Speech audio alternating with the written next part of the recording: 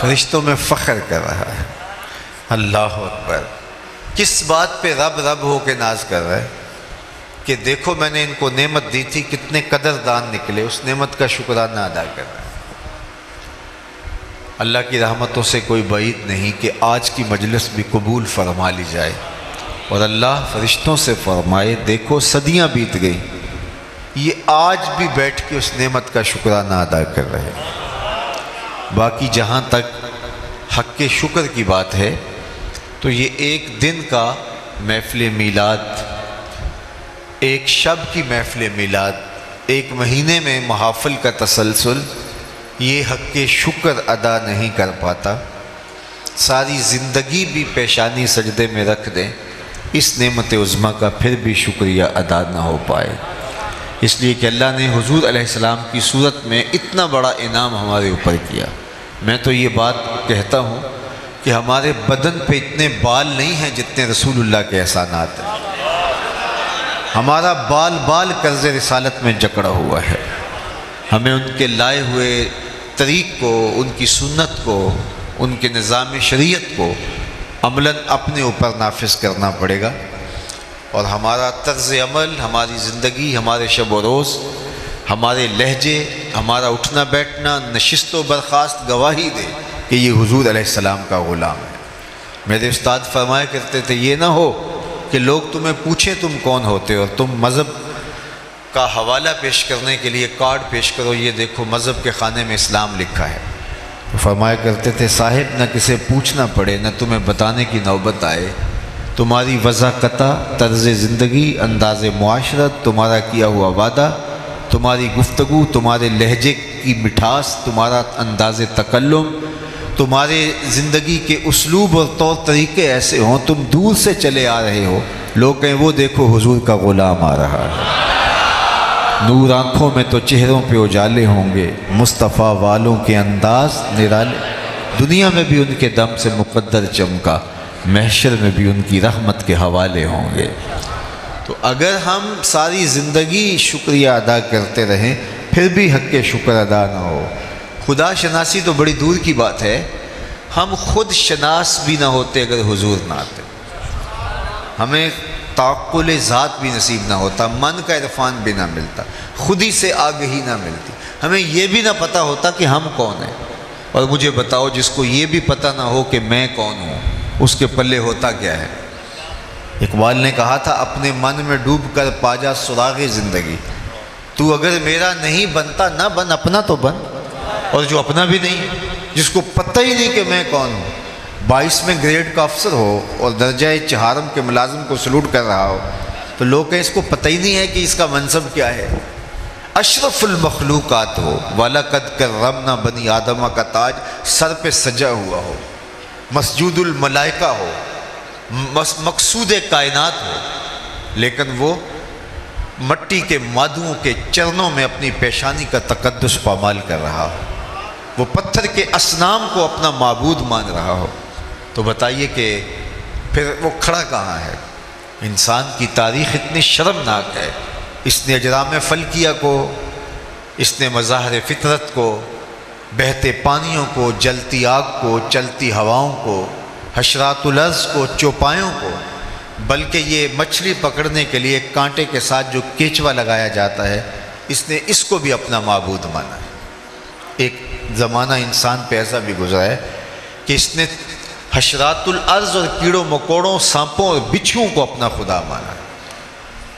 تو اسے پتہ ہی نہیں تھا کہ میں کون ہوں، جو چیزیں اس کی خدمت کے لیے بنائی گئی، نوکری کے لیے بنائی گئی۔ هو الذی خلق لکم ما فی الارض جمیعا، اس پہ شاہد عادل ہے کہ کائنات کا چرخ تو انسان کے گرد گھوم رہا ہے، لیکن یہ درختوں کو، حشرات الارض کو، سواریوں اور جانوروں کو اور مظاہر فطرت کو اپنا معبود سمجھ رہا ہے۔ حالانکہ درخت اس لیے پیدا کیے گئے تھے اسے آکسیجن فراہم کریں، اسے چھاؤں دیں، اس کو پھل فراہم کریں، اس کے ایندھن کے کام آئیں، یہ ان کو اپنا معبود سمجھ رہا ہے۔ اجرام فلکیہ اس کی راہوں میں روشنی اجالنے کے لیے، اس کے ذوق نظارہ کی تسکین کے لیے پیدا کیے گئے تھے، یہ ان کے سامنے ماتھا ٹیک رہا ہے۔ یہ پتھر، یہ اصنام، یہ ساری اس کی خدمت کے لیے چیزیں پیدا کی گئی تھیں، یہ جانور اس کی سواری کے لیے، اس کی بار برداری کے لیے، دودھ اور غذائی ضروریات کی فراہمی کے لیے پیدا کی گئی تھی۔ یہ ان کو اپنا معبود سمجھ رہا ہے۔ یہ تو حضور نے آ کے بتایا یہ تیرے معبود نہیں ہیں، یہ تیری دہلیز کے نوکر ہیں۔ نہیں تو دیکھ، چاند کو پوچھتا ہے، معبود سمجھتا ہے، یہ دیکھ انگلی اٹھتی ہے اور وہ ٹکڑے ہو کے قدموں میں آتا ہے۔ سورج کو دیکھ، اشارہ ہوتا ہے، وہ بھاگتا ہوا عصر کے وقت پہ آتا ہے۔ درختوں کو میں ہی نہیں جا کے تو ہی کہہ دے تمہیں اللہ کا رسول بلا رہا ہے، تو درخت کے قدموں میں سلامی بھی دیتے ہیں، سجدہ ریز بھی ہوتے ہیں۔ اب انسان کی آنکھیں کھلتی ہیں، جن کو میں معبود سمجھ رہا تھا وہ تو میری دہلیز کے نوکر نکلے۔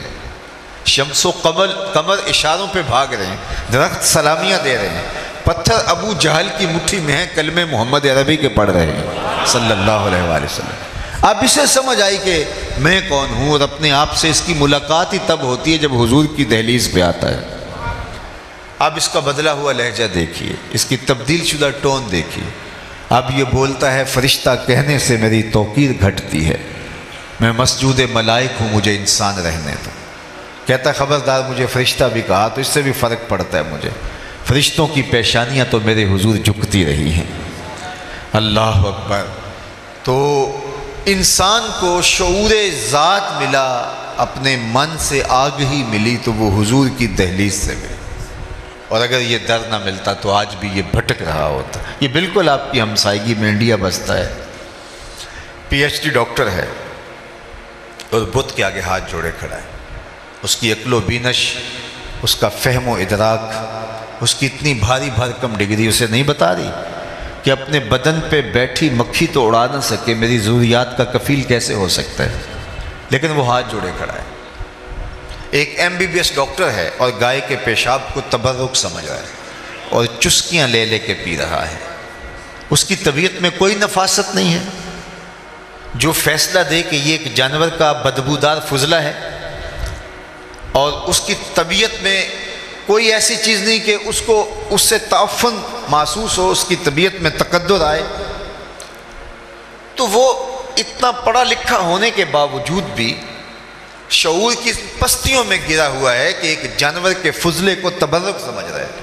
اور دوسری جانب میں نے اپنی مسجد کی ٹوٹیوں پر ایک 7 سال کے بچے کو دیکھا کہ وہ اپنے پائنچے کو مل مل کے دھو رہا تھا، تو میں نے جھڑکنے کے لہجے میں کہا کہ تم نے اتنا زیادہ پانی کھولا ہوا ہے؟ تو وہ لجاجت بھرے لہجے میں مجھے کہتا ہے کہ جناب میں گلی سے گزر رہا تھا، کسی جانور کے پیشاب کا چھینٹا میرے پاؤں پہ گر گیا اور میں سکول جا رہا ہوں۔ میں حیرت میں ڈوب گیا کہ اس ڈاکٹر کو تو سمجھ نہیں آئی، اس 7 سال کے بچے کا شعور اور اس کے اندر رکھا ہوا تقدس اتنا ہے کہ وہ پائنچے کے اوپر پیشاب کے پڑے ہوئے غیر مری چھینٹے کو بھی گوارا نہیں کر رہا، اور وہ کوئی پرانی عمر کا نہیں ہے، وہ ابھی 7 سال کا بچہ ہے، درس نظامی کا فاضل نہیں ہے کہ جس نے نجاست غلیظہ و خفیفہ کے حکام پڑھے ہوں،